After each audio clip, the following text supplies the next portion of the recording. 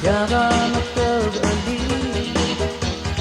Sunset Strip Puli wala tila oi Hanggang no babarage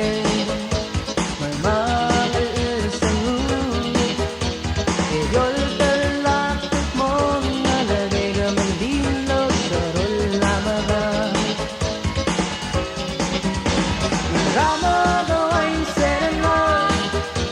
Maralya bumububaan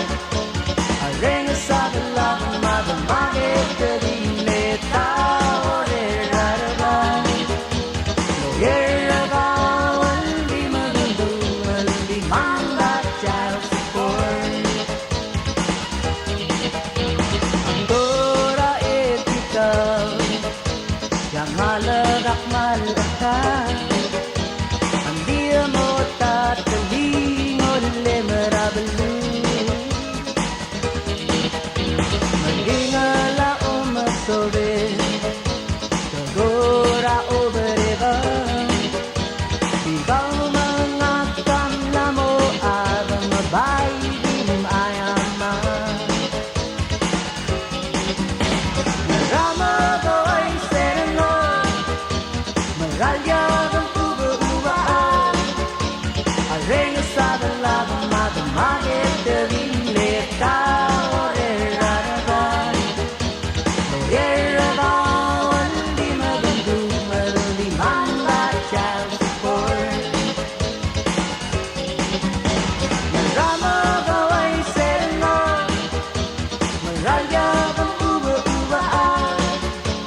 Arena sa dalabang madamagit Darile tao reraraban Loyerabawan Di magandungal Di mandatyaw sa corn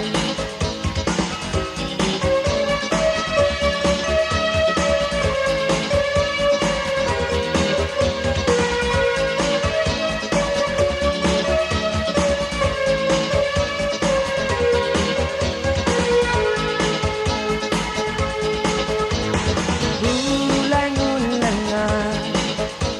Alyagang matabali Ang Sunset Strip Puli wala tila oi Hanggang no babarage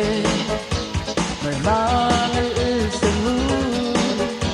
Kayol talakot mo Nga nagigamang dilo sa rol lamaga Rama